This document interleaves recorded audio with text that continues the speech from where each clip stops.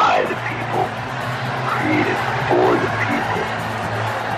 No holds barred, no punches pulled, just honest brutality.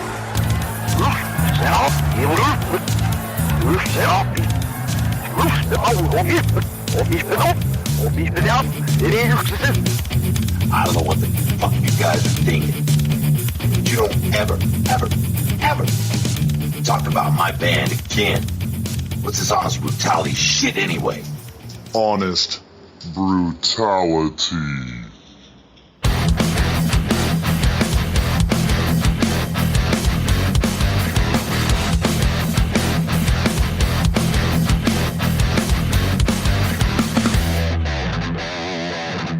What's up, everyone? This is Adam Leader from Insurgent Sun, and you're listening to Honest Fucking Brutality! Sing about, wrap it up, drag a few for the town, ain't never gonna remember. Hey, everybody, welcome to Honest Brutality. It's Big Sloppy with Evil Irk. Hey. And the Camera Rebel. Hello. And we have on the line one of our most requested guests, actually. Somebody we've gotten a lot of feedback on in the past. It's been... damn, a year and a half or so since we've had this guy on. Well, it's almost our anniversary, and there's no better way to celebrate it than to bring one of our most celebrated guests back on the air. One of our all-time faves, the mannequin lover himself, Adam Leader of In Search of Sun. Hey, Adam. Woo! What's up? That's the attitude, I buddy. love the enthusiasm. Right? Adam, it's been so long, buddy. It's been so long. How have you been? I've been very well. Extremely busy. And do you know what? Actually, funnily enough, the last time we spoke, I was in my girlfriend's parents' house in the back, all the way at the back of the garden, in this little hut thing that her mum rents out to people occasionally, right? Okay. It's like a little studio-contained flat thing, which was empty at the time. And I was in there recording ideas for this album when we had that last interview. And just before you called me, I was actually, and this is no word of a lie, I was actually recording ideas for the single that just came out. Oh, really? How weird is that? Yeah. Yeah. Nice. How weird is that? That Very is, strange. Very well, strange. you know, I'm glad that Honest Brutality can have that kind of influence on you. Yeah. After that, everything just came to me. The chorus, everything. Well, check this out. Because, you know, being Honest Brutality, we do stalk you a little bit. Okay. That's it. So since the last time we spoke, you've had a lot go on in your life now. Busy guy. Yeah, real busy. First off, you guys played Download last year, which was awesome. Yeah. And we had actually spoke to you about that on our show, saying how great it would be. And the next thing we know, you're on Download. That was cool. So we'll get to that in a minute. You quit your old job and you got a new one. That's true. I remember you hated your old job. You signed a record deal. Yes. You got engaged. Yep. Yeah. So all these things have happened since you were on our show. So I guess a thank you is in order here. Thank you so much. You're welcome. But you know what? Actually, on the engagement ring, if you look at it really closely, like underneath, Honest Brutality is etched on it. We are honored. Well, frankly, Adam, there's nothing more brutal than marriage. Just so you know, buddy. Oh, thanks for that. I can't wait. It's awesome. I've been married. It'll be 28 years this year. So it's wow. Yeah, in a row to the same woman. That's a testament to her patience. That's right. That's awesome. And are you happy? Are you still very, very much in love? I've been married 28 years, and of course I'm not happy. No, I got lucky. I married my best friend, man. She's awesome. Oh, that's cool. incredible. Yeah, man. That's awesome. That's what you got to find. So listen, let's go back. Download last year. Tell us about it, man, because we've actually talked to a third person's view over there. We talked to Quinny Lucian about that. He was there. Yeah, he sent some video footage from the stage. Yeah, and he loved the camping. Oh, yeah. Right. That was fun. Oh, yeah. So tell us about your experience at Download, man. That had to be like a dream come true. It was. Oh man. Okay. So obviously, I used to go all the time, as you know, just as a what's the word, a punter or whatever. You know, I used to go and see the bands, and I used to go and have fun with my friends. And then the last year that I went, hold on, excuse me, the last year. Actually, let's pause it for a sec. I'm actually sitting in a car park right now in my car. This is going to sound terrible, but I'm actually drinking wine in my car. Obviously, I'm not going to go over the limit, of course, maybe. But I can't be at home right now because Vanessa's working, so I needed to come and do this outside. Well, so I'm in a car park. Yeah. That's awesome. Yeah. Anyway, so back to download. So, yeah, that was mental. So I used to go every year with my friends, and then I think it was 2010, I said to myself, like, I used to go and I used to have the best time ever. Like, it was, like, we got up to so much mischief when we were there. It was insane, as you do at music festivals. And then every time I would watch all these bands playing and some of them being my favorite bands and whatever, I just sit there thinking, I don't want to be in the audience anymore. I just want to be in a band, and I want to be there. And, you know, I want to be performing to people. So 2010 was the last year I went. I just made a vow. I said, I'm never coming back here unless I play it, because it's my favorite festival, and I've got so many memories there and stuff. So it means a lot to me. It's very sentimental to me, Download. So I made that vow. So I didn't return for 6 years. And when I did, it was playing, which was incredible. And then, yeah, it came to the day, and we turned up. What did we do? No, the night before, we stayed in a hotel just down the road, and we were all just kind of getting ready. Obviously, no one was drinking or anything. We wanted to make sure we were 100% fresh and ready for this like the most important show of our careers. So we all kind of stayed in. Everyone was fixing up their guitars and restringing and everything, and I was doing some vocal practice and whatnot. And then we wake up the next morning and we're like, fuck. Like, like, can we just get, like, and Tori was, you know, we were like, can we just go home, Tori? He's like, no, you're gonna do this. Like, there's no backing out now. So we went home? there. Wow. Yeah. Like, we were so excited, but like the five of us, we're like such like perfectionists that we're just constantly worrying, like, is this going to be good? Like, is it worth doing? Like, have we practiced enough? Is this riff solid enough, you know, played as a band solid enough that it's worth doing live? Like, is it ready? Like, all this stuff, like, right. it just goes through our heads, and we're like, oh man, are we ready for this? Blah, blah, blah. So we got there, and we turned up like in the artist's area, and we were waiting to be picked up by this van that would take us down to the stage that we were playing. Which was weird, because obviously we've never been like chaperoned around before or anything. And we're just waiting there, and we see a couple of like bigger bands like just walking around. And we're like, wow, this is weird. One of them was who were they? Graveyard. Have you heard of Graveyard? Yeah, absolutely. Yeah, they were just walking around. We're like, wow, like we really dig that band, and they're just walking around. Anyway, so This van came and picked us up, put all our gear on there, and then just took us in. We all sat down, and it's taken us down to the stage. And we get to the stage, like the backstage or whatever behind it, and like, right, as soon as this band is finished, you guys need to get on. You've got a 15 or 20 minute changeover, whatever it was, and then that's it. You're good to go. We're like, fuck, okay. So we get backstage, and the band finished. We're like, right, okay, it's time to load on. So we had, obviously, us loading all our stuff on there. At this point, obviously, everyone had kind of moved out, like the audience-wise. They'd moved out, and there was no one in there. So it was just the tent, the stage where we were setting all of our gear up on, and just this huge patch of grass where hardly anyone was. And we were like, okay, cool. This is normal. This is just like any other gig we've played. You know, no one's here. So and we set up all of our stuff, and obviously Tori and Quinton's there, and Quinton's helping us, well, mainly helping Rory and Dave with all the guitar stuff. And everyone's kind of just ready. So I go to the side of the stage and sort of face away from where the audience would be. So I had my back to where the audience would be. Obviously, it was still empty. There was no one there. And I started doing my little scales and, you know, just whatever I usually do to warm up. And I literally spent about 2 minutes doing that. And then next minute I turned around and looked at, you know, the blank space where the audience would be. And I see about 4,000 people. Wow. And my stomach, oh my God, my stomach just churned. And I just went, fuck.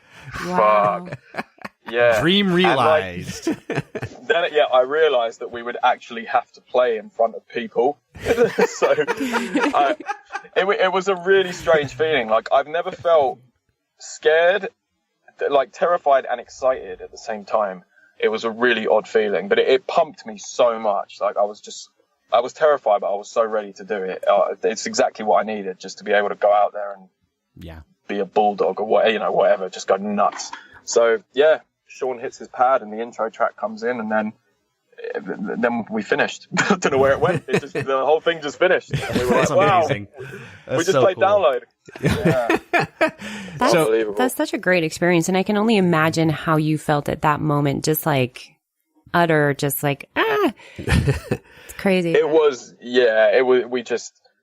I'm sure I speak for the rest of the boys. Like, we just felt on top of the world. You know, I know it's nothing compared to, you know, you see like a band like Korn or Rammstein that year, they headlined and all that, you know, that's playing in front of like 100,000 people or whatever. But we still, nevertheless, we still felt like we were on top of the world. Like we were, you know, because we worked so hard to get to where we were and where we are now. Anytime there's 1,000+ set of eyes on you, it's a good day. Yeah. You know? Oh man, anytime there's like more than 30 plus eyes on me, you know, it's a good day. I don't care. Right. Well, speaking of that, let's get into the new album a little bit. Virgin Funk Mother. We got to preview this album, and I'm not kidding when I say I think you guys are on a monster here. Yeah. It is unflippin' believable to me, because it's a bit of a depart. You could tell it's In Search of Sun, but it's different than the first album by a mile. And there are so many catchy songs on this album. It's ready just to explode. Oh, that's really cool. I'm glad you think so. Glad you think so. I'm That's trying good. to write a review for it, and I don't want to sound like some fanboy or something, you know. It's too late. Review. But it's that damn good, Adam. Your first single is just a killer, by the way. And the video. Oh, thank you so much. That means a lot. That means a lot because we worked so hard on it. It shows. We'll get more into that in a second. You can tell. It's obvious. Yeah. It's kind of a genre bender. It's a really strange album to put your finger on. And when I say strange, I mean that in a good sense. In the fact that the most obvious umbrella you could put it under would be progressive, because it's absolutely different than anything that's I've heard. Yeah. It's totally radio friendly too, by the way. And I guess so. Yeah. The new song, the new single, you guys dropped the video for it, and I noticed the co-director's name on there is Adam Leader. Yeah, that was myself and Richard Oakes from Dark Fable Media, who I obviously work with very closely. We both directed it, so we put a lot, which was amazing to do, because, you know, on the side of what I do, I obviously go out and make music videos with Rich. That's kind of one of my few ways of making money, just to pay the rent and stuff, right? So, but yeah, I do that, and it's great. But, you know, this was the first time I actually got to direct something and be part of, like, create something that it was mine, you know, it was partly mine, and it was awesome to be involved in doing that. So obviously I put my all into it and worked, and both of us, like me and Rich, are a really good team. We get on so well. Like spaghetti and meatballs. But yeah, it was great. It was awesome to be able to, you know, to say that I was part of the directing process of that. So the single is for Say It Like You See It. What was the idea that went into making the video? Well, it had something to do with our conversation with him at the time too, because he was putting this song together last time he spoke to us. So I'm sure there's some honest brutality influence in that video as well. Oh, there is, but many hidden ones which I can't quite tell All of the dumpsters in the alley. Yeah, the Exactly, dumpsters. yeah. Right. honest trash. Yeah. Dumpsters. Funny you Which, say of that. course- That's our latest review. So. I think originally, so this whole with this whole like idea of having some sort of structure being lit up in there was, I think it came from Tori originally, just to because I guess a lot of not to slate any bands, but the easiest thing to do these days and the cheapest thing to do, of course, because it's so hard to get your hands on money these days, is to do a standard performance video. Yeah. That's the easiest and I guess most cost effective thing is to literally just do, we're in a band, we've got to do a video, let's just go to our rehearsal studio, or let's rent out a studio somewhere and just, let's all just play. And yeah, great performance video. And it's just getting so boring now that it's just what everyone does. And like, no disrespect, there's plenty of bands out there that are absolutely incredible, but they have these videos. And it's like, man, like I wish you could have done, because there's so much you can do on a tiny budget. It's unreal. It's just think about it. Yeah, There's so many things you can do. into it. You know what, Adam, I wanted to talk to you real quick about your new video that we just saw the other day for Bad Girl. That is an amazingly cool video that you directed. I did, yes. Oh man, it was brutal. We storyboarded it and spent about 2 or 3 weeks just literally just getting all the props for it, all the equipment, everything that I needed to build these sets.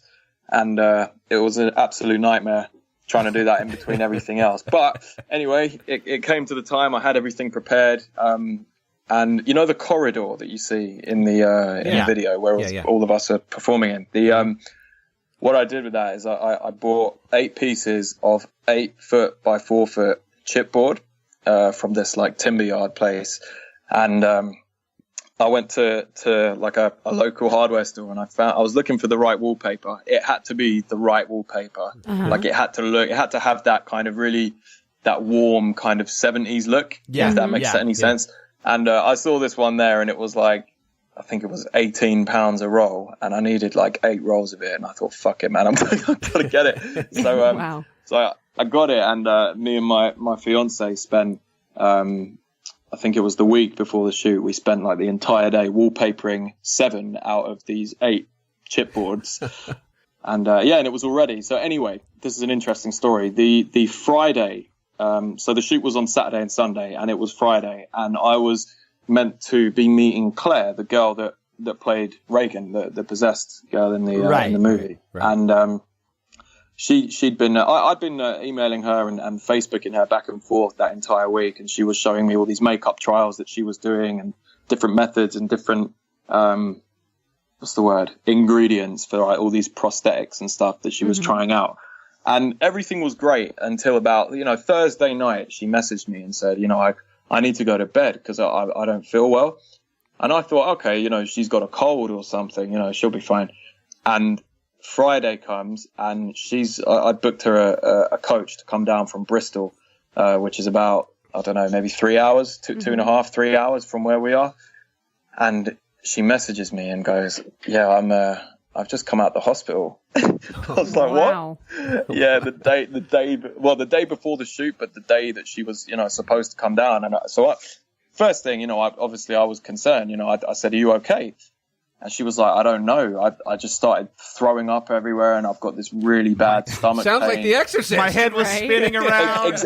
Yeah, exactly. And I made a little joke. I made a little joke to her, actually. I said, you're not supposed to be doing that until you get on set. But, I don't think it was the right time for jokes, but at the same time, I didn't realize the severity of what was wrong with her. Yeah. So, anyway, she said, look, I don't think, it's just happened again. Like, I've just been discharged from hospital, and I've just started violently vomiting in the pharmacy where she was supposed to get these antibiotics or whatever that they prescribed her. Wow. So I said to her, look, don't worry about the coach. Just go home, stay, drink some ginger tea or something, and just get yourself better. And I'll come to Bristol and pick you up at 4 a.m. so that we can get back to London in time for 7 when we can start shooting the video. So she goes, oh, okay, great, thank you. So that's fine. And then that night I had to spend the rest of the evening getting everything ready and making sure I had all the props and everything just prepared for the shoot that weekend. So I barely got any sleep.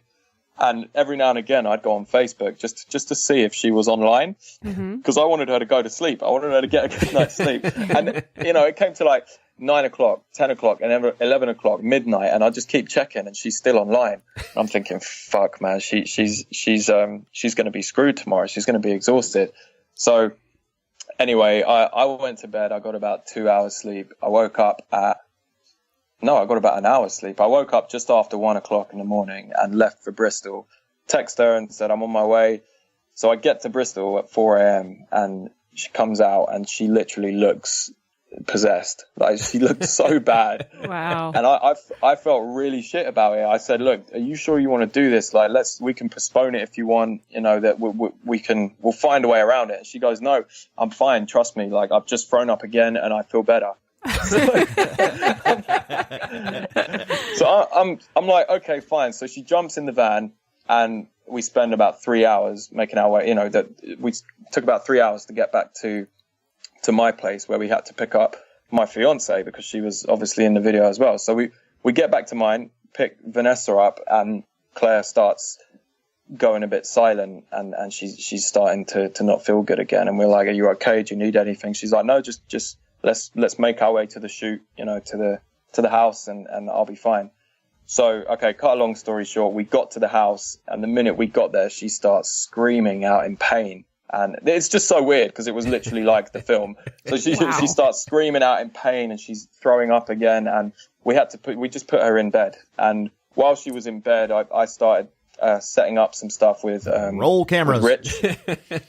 Yeah, pretty much. Yeah, just doing that, and it just got worse and worse and worse.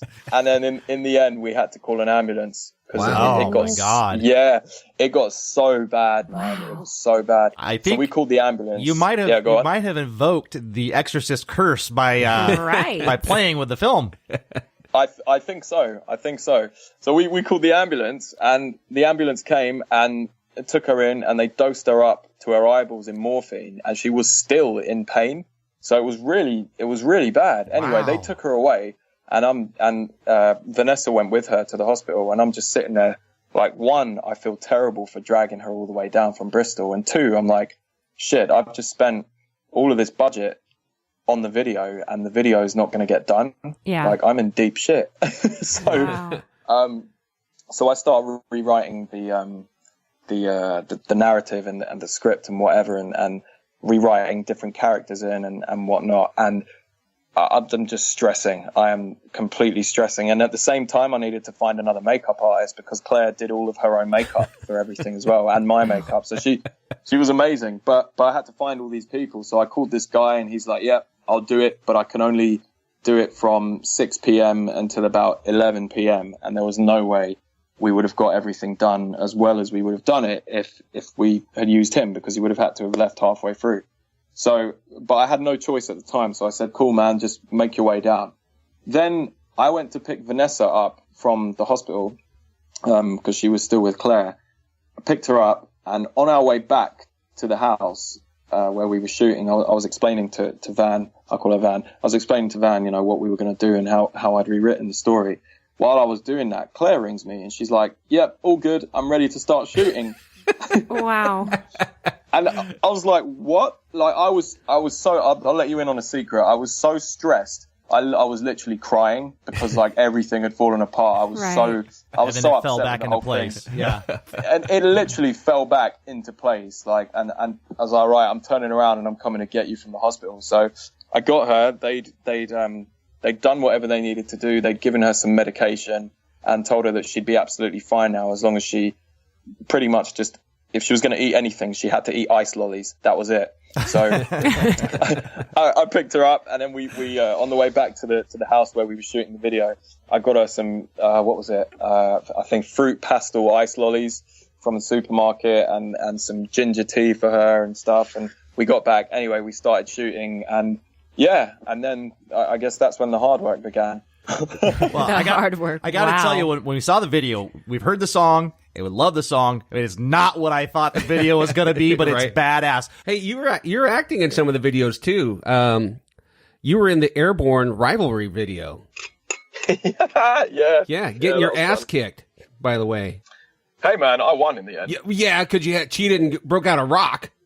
Yeah, he gouged my eyes out. Have you seen the violent version? I have seen. You gouged his eyes out in the end. Was it me or? Yeah, you gouged. Yeah. See, I got to remember everything. He did bite your face off, though. That was. Have you recovered from that, by the way? Have you recovered? No, I've still got this big Gillen-shaped scar on my face. Yeah. Do you know what that was? That was raw bacon that he had to put in his mouth. Really?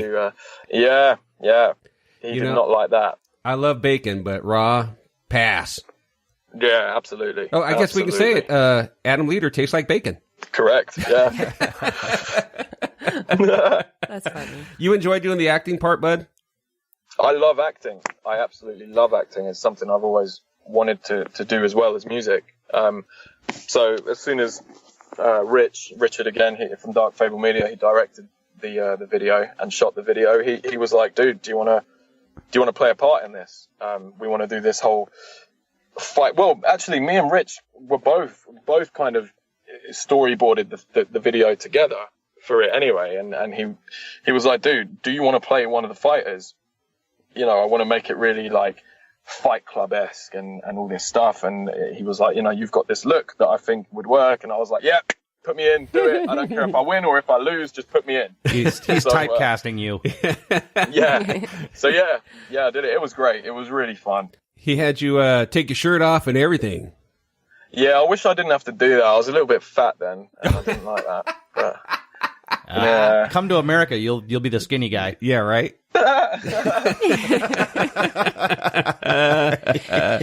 So, Adam, what kind of challenges have you been met in your career so far? That's a good question. I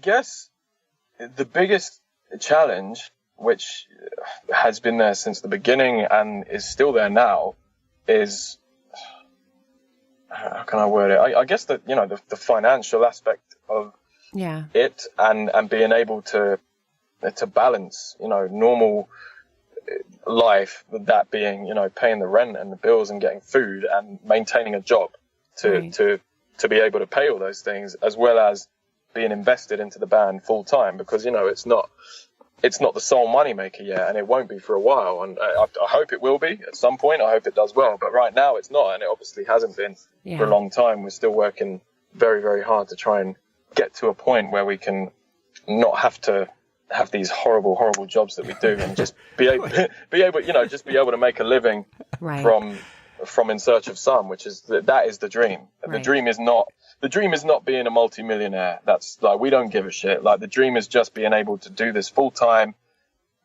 play shows night after night to people that love our music, and just be able to make a living from it. And that's it. That's it. We are simpletons. That's all we want. Last time you talked to the boys, Sloppy called out the Download Festival. So, Sloppy, why don't you go ahead and call out that in another year and a half or 2 years, they'll be doing this full time. There you go. I think there's no doubt about it. I think this time, by the time, if Adam will have us in a year or so. Yeah. Of course I will. Because he'll be so big. Well, if we get through the management. Yeah, we got to get through we didn't have to deal with management last time. This is bullshit, by the way. Anyway. This is a verbal contract right now. So no one has a say in this. We're going to do this again. Okay. Awesome. I dig it. So listen, we do believe you guys are going to explode. When you guys first came out with your last album, The World Is Yours, we were blown away by that. And it caught it, when I heard that, I took it straight over to Evo. I said, check these guys out. They're going to be awesome. And it's still in rotation. It is. And we really dig that first album. And then we had a lot of high hopes. And here's the thing, when somebody you really dig, they put out a new album, and there's always that anticipation, and sometimes they don't quite meet the expectation. That happens all the time. And so sure. I was a little worried and hesitant when I got the copy of the new album, which you guys recorded like damn near a year ago, right? Yeah, it was over a year ago. Yeah, and I got this copy and I wanted to listen to it, but I was like, God, I hope this doesn't suck. And it didn't. It blew me away. And I have not put another album on since. I've had it for, I think, a week and a half, and I've not listened to anything I gotta else. tell you, since the very opening track, the very first riff on through, it's a journey, and it's amazing. And Adam, your vocal style has changed quite a bit. You are really showcasing your abilities on this album. Yeah, I guess, I kind of got fed up with the whole, well, not fed up. I love having a good scream every now and then, but like, I just felt, I don't know, we were right, okay, towards the end of The World Is Yours recording, I guess, or writing, we had all these other riffs that had been written and recorded roughly and stuff, and we're like, wow, these are already sounding a lot different than The World Is Yours. And so we were like, okay, well, let's finish the first album and let's record that first, and then as soon as that's done, we can crack on with album 2. So, we did The World Is Yours, and we were already kind of in this mindset of what's the word? Like, I don't know, like maturing or evolution. We were evolving. We're starting to evolve at the end of the writing and recording process of The World Is Yours, and obviously that's fairly noticeable when you listen to Virgin Funk Mother. And so with that, I thought, I want to sing more. I really want to sing more. And do you? Yeah. Oh, thank you. But you know what? Those songs are absolutely, it's been really tough for me the last, I guess, year or so, because I've had to completely go back to the drawing board in terms of singing and being a vocalist, and actually learn a lot of things. I'll say it like openly now, like with The World Is Yours, I was just, I guess, I don't know. I guess, yes, it would take a certain amount of ability or skill, I don't know, whatever you want to call it, to be able to do what I did on there, like as a vocalist. But I was so untrained that, in the studio, I could be like, cool, that sounded shit. Let's just do it again until I get it right. And then live, it's like, I'm just raising my chest and like not breathing from my diaphragm. And then it came to the Virgin Funk Mother process, and there was a lot more singing, a lot more sustaining notes, and really trying to get a really nice tone, like really nice tonality in my voice. And with, to be able to do that live, like I had to go back to the drawing board and in theory or effectively just learn. It's like learning how to speak again, right? And learn how to do this stuff properly. And I'm still developing it now. I'm on the right path now, but man, it's been really difficult, but interesting at the same time. Really interesting, but a very difficult journey to actually learn how to do things properly, and the science and anatomy of the voice and how it all works and stuff. It's very fascinating. Especially when you have developed quote unquote bad habits. That's the worst part of it. It's like, I guess most people eat with their knife in the right hand and their fork in their left hand. It's literally like, imagine someone says to you, right, you have to now eat with your fork in the right and the knife in the left, and you're like, man, I can't do this. This is so difficult. And it would take you months and months and months for it to just become a second nature, right? To the point where if someone gives you a plate of food, you're like, you pick the knife up with your left without even thinking about it. Yeah, I like that. Do you know analogy. what I mean? Yeah, that's a great analogy. Very well. Yeah. One of the songs, though, speaking of your vocals, Mega Piranha. God, that song. Oh, dude, that's your vocals at the beginning of that, especially, are very Pantera-esque, you might say.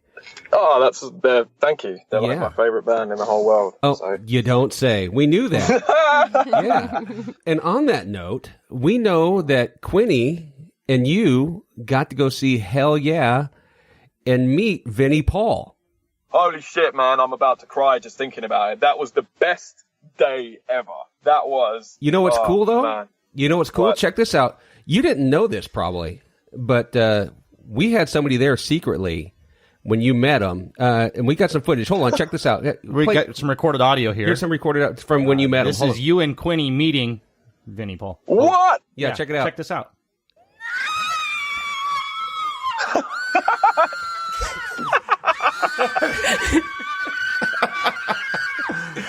They're so excited. Yeah.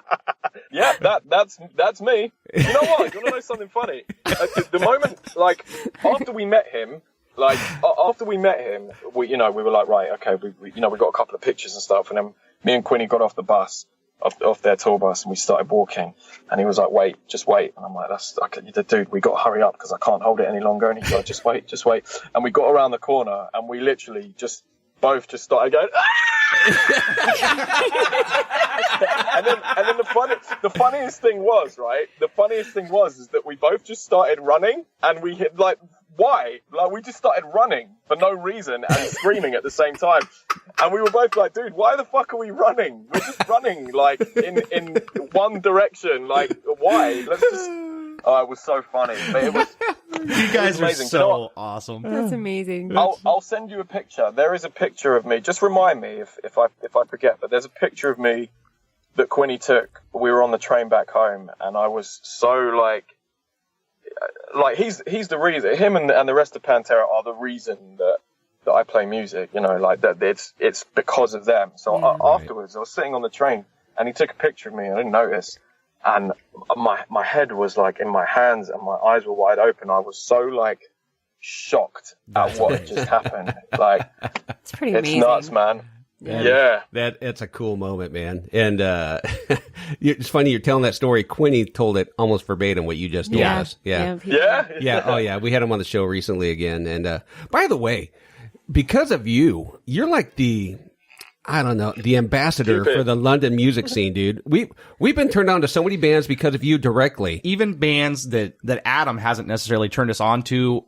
We talked to bands over there. They're all familiar with Adam Leader. Yeah, they are. Every one of them. Really? That's absolutely nice. We've had Liberty Lies on. We've had Kill for Company. We've had Second Rate Angels, BRUTALITY. Recently just had Shane from Hammerjack on. Yeah, I remember that. Yeah, and so we're running into all these great bands, but we would have never found them if it wasn't for you being the ambassador. You're taking the music they put out and you're posting it up, their videos, and saying, check these bands out. And so we do, and we're like, holy shit, these guys are great.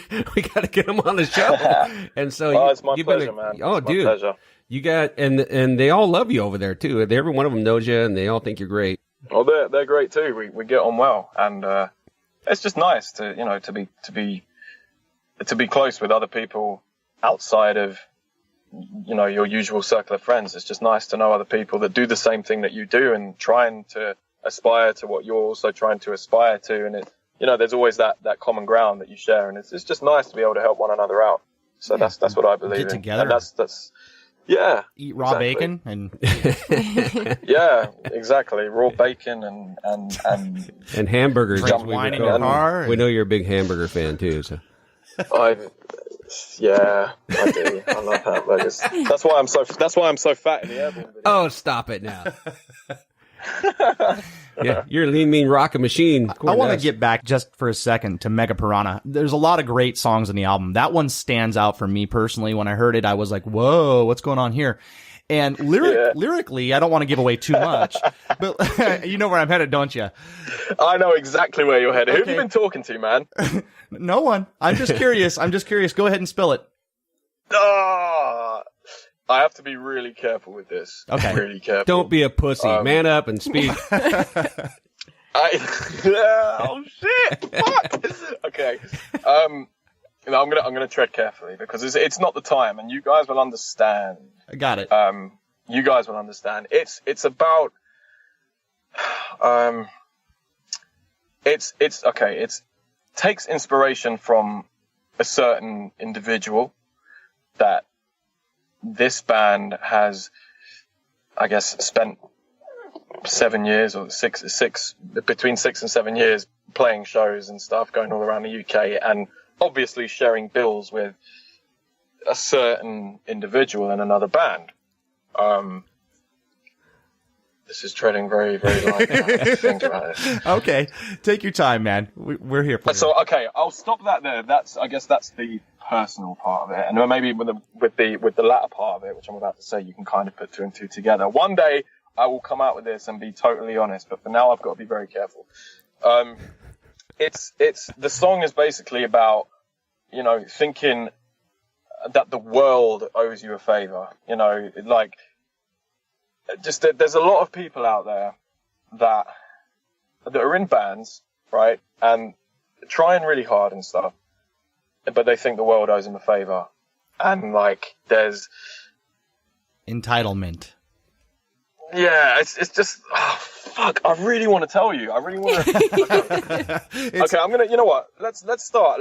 Have we got time for this? Have we got time? Come on. Absolutely. We're talking to Adam Leader. We got all the time in the world. This is your show, bud. The world is yours. Sweet, okay. I like that. I like what you did there. All right, so, okay. So, being in a band, okay. Hey, Adam, let me stop you for a second. Here, Yeah, let's do it. Let's do it this way. Explain it. If you're not comfortable with something, we can always edit it up for you. Okay. Yep. Okay, cool. All right. So you know how there are a ton of bands out there, okay, that, you know, they play whatever shows they can get, and, you know, they go through the shit. They go through the shit in order to be able to progress to the next level. Yeah. Yeah. Yeah. And there are a lot of bands also that I've had the pleasure or mispleasure of meeting and sharing stages with, that it's like they feel that the world owes them a favor. Okay. And what I mean is that this whole, like, a lot of people go on about this whole pay to play thing. Like, oh, you know, bands shouldn't have to pay to play, you know, blah, blah, blah. Bands should be given a chance. The promoters should give the bands a chance. And by all means, you know, that's fine.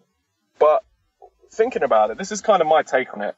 Like, I'm on the fence, but one side of me kind of says, okay, a promoter's livelihood is that he or she makes money from putting on shows, right? And putting bands on the bill, bands that can draw in a crowd and whatnot. And he or she makes his money and is able to obviously pay the band, if he or she can, a fee at the end of it, or covers their fuel costs and whatever, you know. Or they make an agreement before where he or she says, look, I can't pay you, but I'd like to have you on.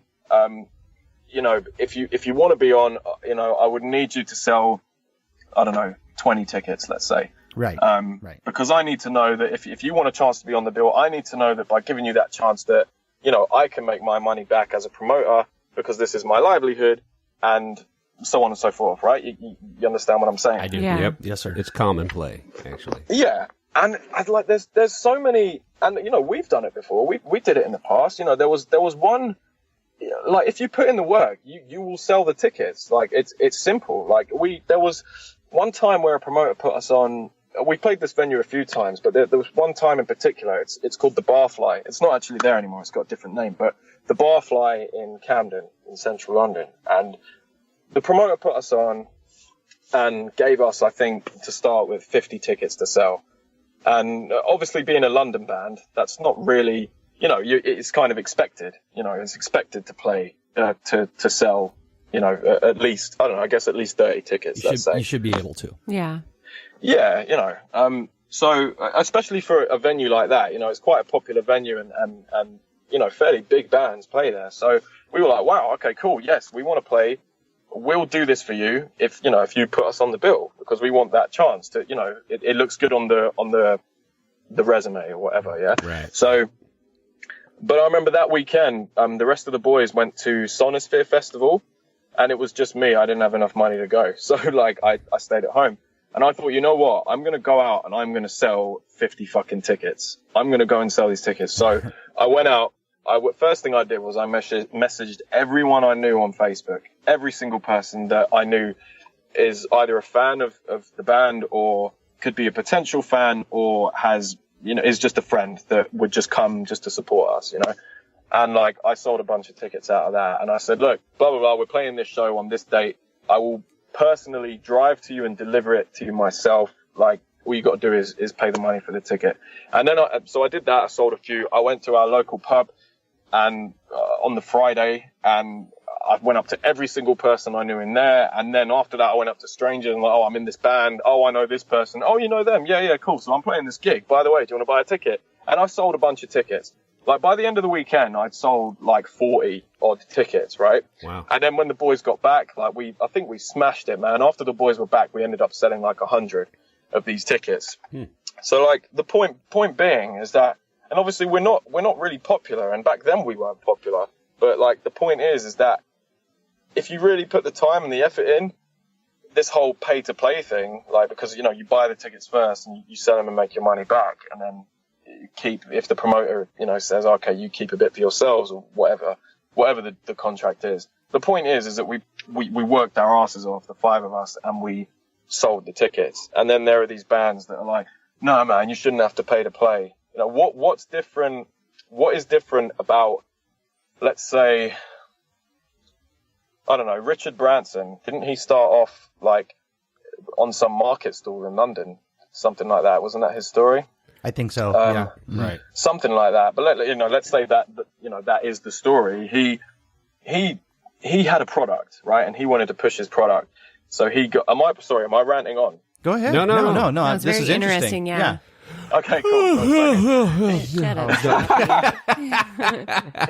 He has this product, right? And he's confident about the product. He spent his time, his money, his effort, and put all his passion and drive into developing this and creating this product, right? So he pays to have a market pitch. I guess he would have paid the local council or whatever to be able to have that pitch for the day.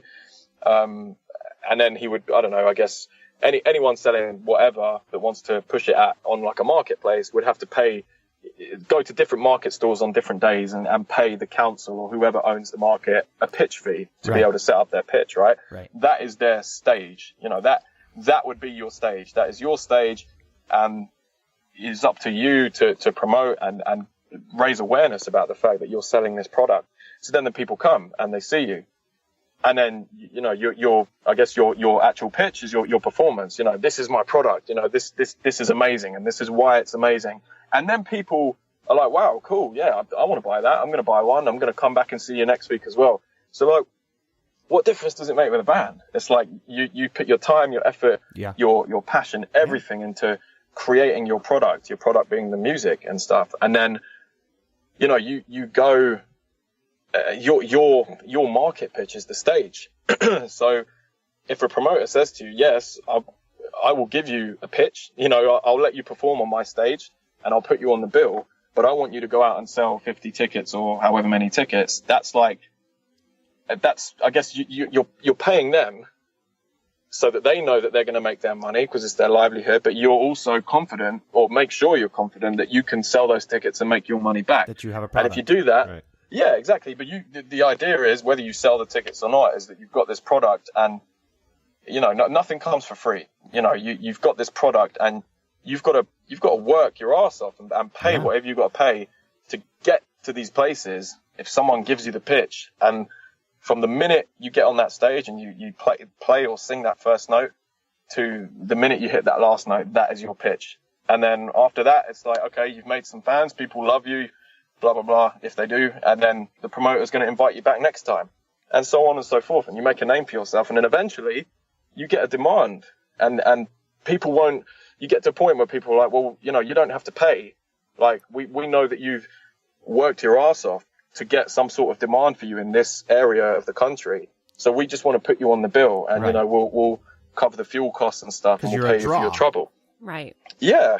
And like, it's just this guy, man, he's just spent years just raving and ranting on about that. And I see it like almost every day online. There's almost some sort of new rant about how, like, oh yeah, you know, this promoter isn't going to give us a chance. He expects us to sell 30 tickets, or there's this tour buy on. Oh, there's no way I'm going to buy onto that tour, you know. Like, it just annoys me. So this we've seen that for 6 years now. So I had to write a song about it, because he's I am so glad that dude annoyed you, though, because it's such a badass song.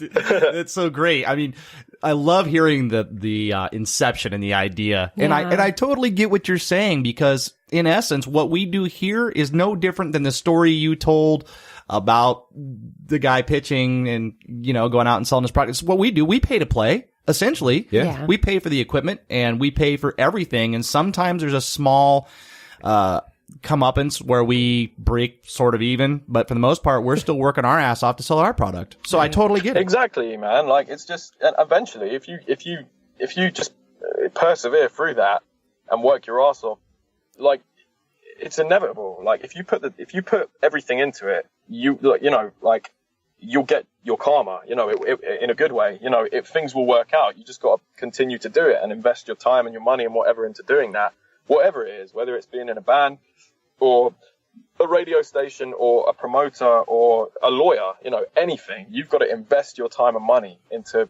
getting to a point where people want you, as opposed to you trying to get people just to see you. Absolutely. You know? Yeah. You're building your brand. You're marketing yourself, and that's basically what you're getting to. So, hey, on the album, I noticed Crapman and Rubbish are doing their thing as usual, and and listening. The percussion, though, on this album, the bass lines and the drums, to me, are mesmerizing on a lot of the tunes. And as I'm listening to that, that's the first thing that jumps out to me on these. Hell, the second song I think is called "Bad Girl." The opening line is real. It's real cool percussion opening, and then there's like a Primus. There's something there that sounds kind of like Primus would do at the beginning of that as well, and it just caught me off guard. And so throughout the entire album, I catch myself listening to individual parts. What's the bass guy doing? What's the drummer doing? What are the guitar? Everything's. It's like this big conglomeration of subtle things that are working together and building these tunes. They're badass. Oh, thank you, man. You know what? I think the five of us are on this level where a very similar level of understanding, where we kind of, it's like less is more, I guess. And like sometimes, well, in a way, less is more. Like, you know, if there's a song, I don't know, let's take Bad Girl, for example, and if you take something away, if there's something in there that you don't notice that is there listening to it, but if we took it away, you'd be like, oh, something's missing, but I don't know what it is. Yeah. And you put it back in, and it makes the song sound and give it the depth that it has and make it sound as great as it does. And like, it's just being like, we have this understanding of knowing, well, at the moment anyway, I don't know what it's going to be like with album 3, but knowing how to be subtle with stuff, and knowing that in some instances less is more, and you don't necessarily need to have something massively high in the mix and stuff, and it's all about just subtleties and stuff, you know what I mean? Absolutely. Yeah. Who was it that mixed and mastered this for you? It was Adam Nolly Getgood from Periphery. Yeah. Hell of a job on that, by the way. Absolutely.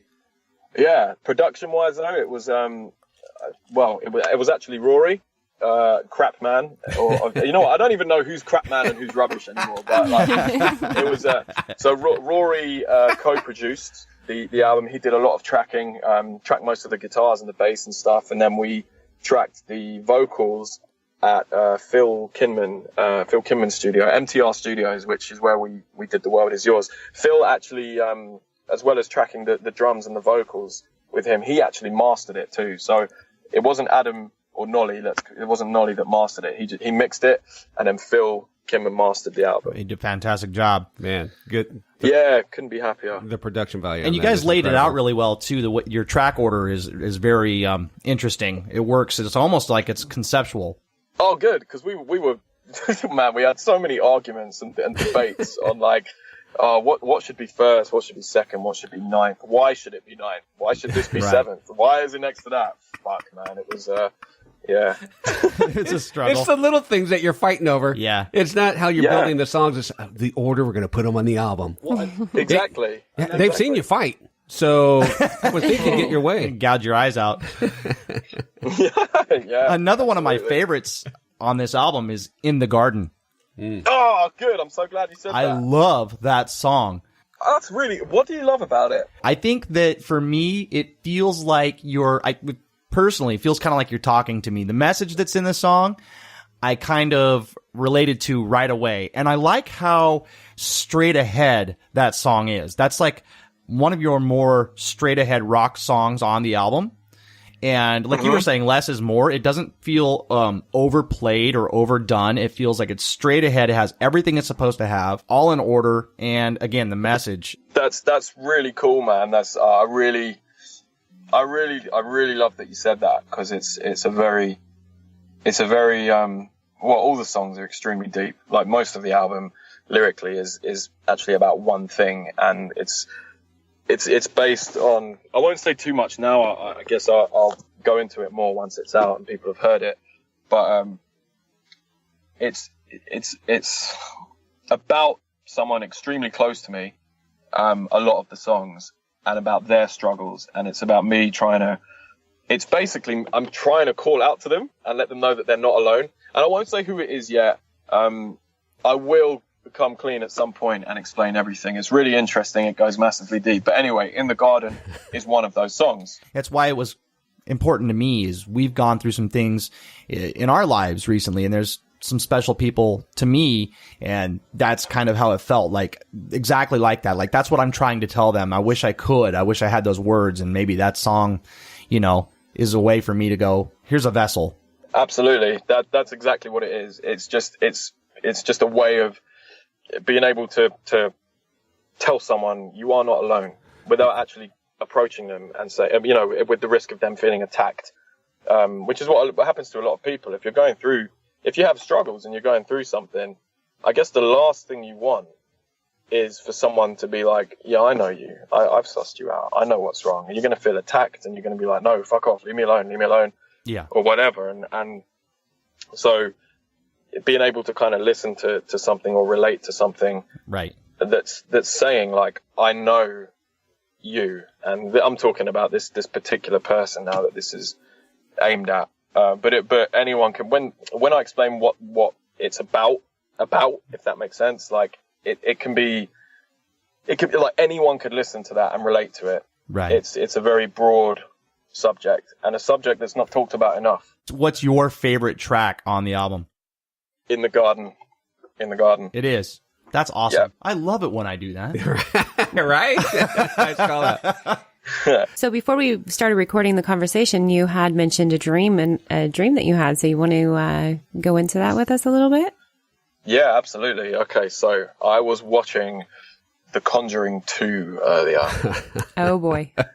Hyping myself up, you know, because I absolutely love horror films. I love them to bits. And I'm actually going to see the new It film tonight. Oh, cool. Cool. Yeah. So yesterday I watched The Conjuring 1. I've seen them before, but I've only seen The Conjuring 1 and The Conjuring 2 once. So I'm like, hey, I want to watch them again because they're great. I think they're absolutely great, along with the Insidious films as well. I think they're absolutely incredible. Anyway, so today I was like, okay, cool. I've got a few hours to kill. I'm going to watch The Conjuring 2. So I started watching it. And have you guys seen that film? Yes. I have not. I'm not a big horror guy. I love them. Yeah, I've been married for 28 think- years. I don't need to watch horror movies. I think I'm the horror film guy here. Yeah. I think out of everybody here, I'm the one I'll sit and watch them by myself. I love them. Yeah, he watches the horror films. I watch the horror films. Totally different. Yeah. Okay, cool. So like, I'm sitting there watching The Conjuring 2, and you know that nun looking demon in there, right? Just, like, I fucking love that so much. Like they've just made it look so. They've made her or him, whatever it is, look so sinister. And I think, just stepping away from this dream, which I will tell you in a sec, I think one reason why I love, what's his name? James Wan, who directed that and like all the Insidious films, is that like they actually use real things. It's like they don't rely on CGI. And I think when you use CGI in horror films too much, like it just ruins it, totally ruins it.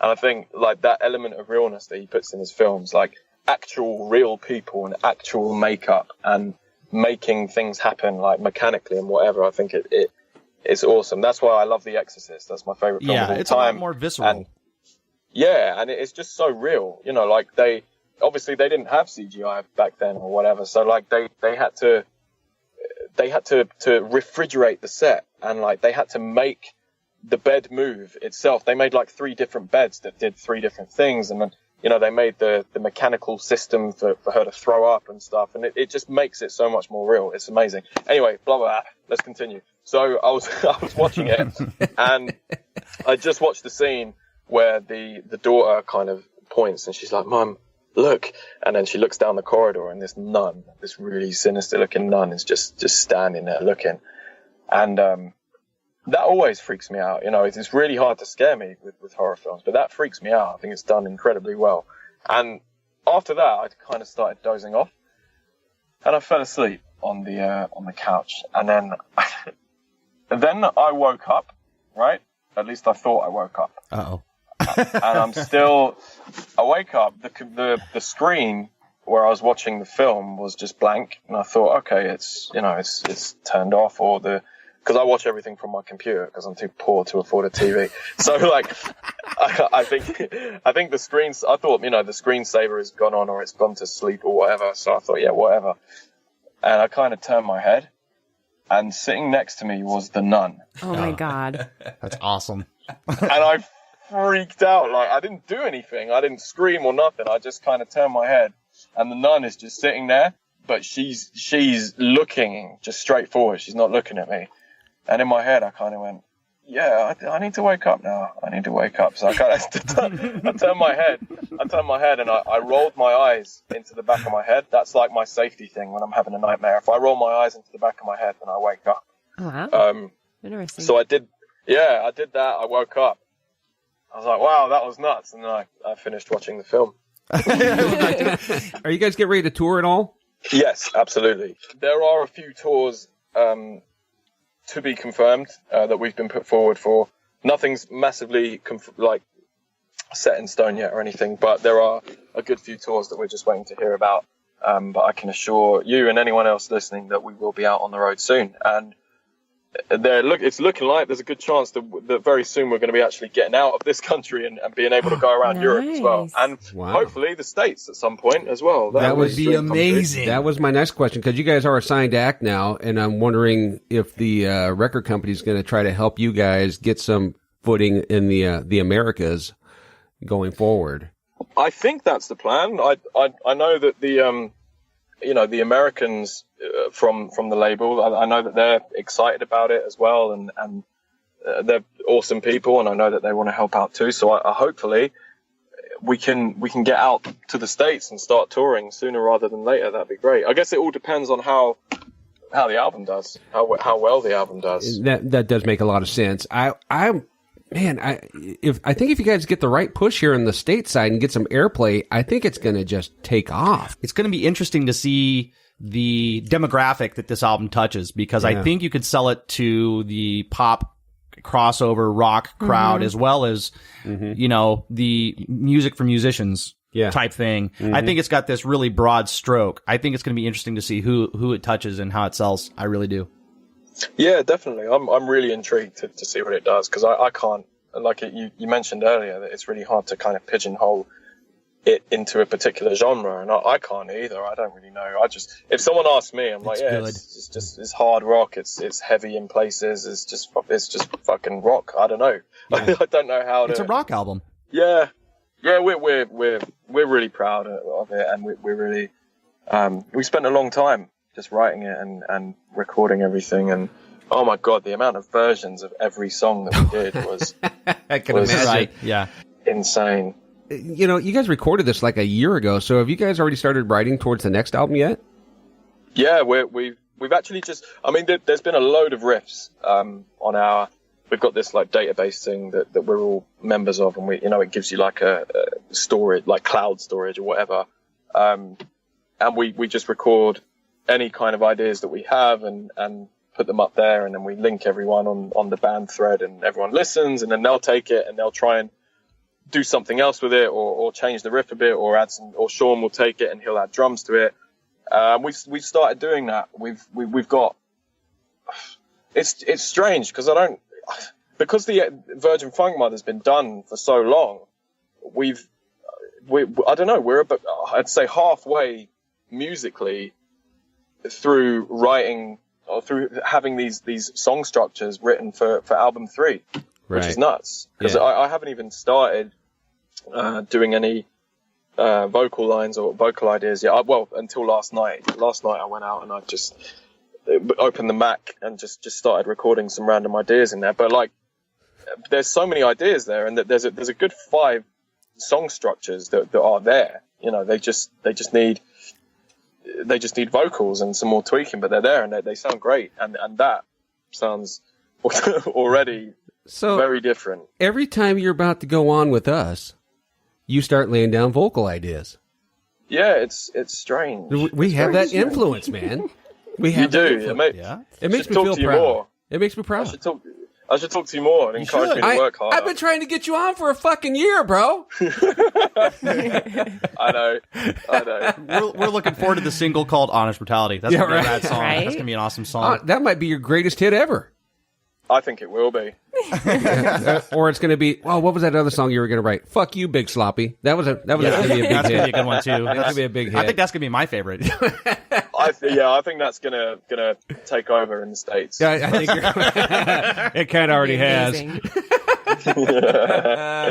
Yeah, good stuff, man. Hey, is there anything we haven't talked about we need to talk about, bud? I hear you screwing that lid on and off, drinking it up, bud. Yeah, I really shouldn't be doing this. I really shouldn't be doing it. I haven't had a drink in a while as well, so. Yeah, what, like an hour? No, I get it. Yeah, that's when you know I'm a little bit under the influence because I snorted. Oh, and you just did. I went. That's the little things. Right on, buddy. So, yeah, anything we need to tell everybody? How do they get a hold of you guys? I guess just, follow us on Twitter, at Search Sun Jams. Follow us on Instagram, Facebook, of course. Say It Like You See It. The new single has just come out. Check it out. There's going to be more singles out soon. Another video, hopefully within the next month or two, I hope. And what else? Look out for tour dates. And, just be you, stay in the garden, and always say it like you see it. And don't be a bad girl. Yeah. But I like to be a bad girl. You motherfuckers. Well, if you like, be a bad girl and just, that's it, motherfunkers. Be a bad girl. Always be a motherfunker. Stay in the garden and always say it like you see it whilst feeding the mega piranhas. Yeah, right. It's funny you say stay in the garden because that's exactly what my wife said. Stay in that garden. Stay in the garden. Don't you dare come back in until you thought about what you've done. Ooh. I said, baby, you may want to trim the hedges next time I go to the garden. Good Lord. Nice. This has certainly taken a turn from I'm quite enjoying it. I'm having fun. Good. Well, good. Hey, Adam, thank you so much for doing the show with us today. We really appreciate you, man.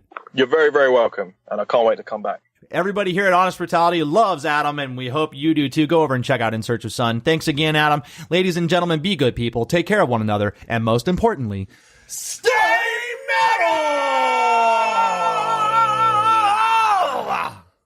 You guys are fucking awesome, man. Stay metal! Awesome. Stay metal.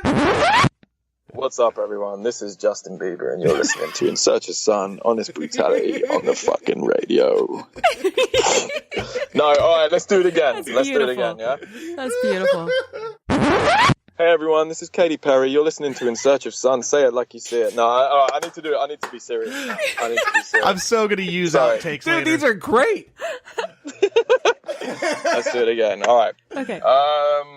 So what is it? I'm promoting the new single. You're listening to Honest Brutality. This is Adam from In Search of Sun, and you're about to listen to Say It Like You See It off of our forthcoming album, Virgin Funk Mother. All right, okay.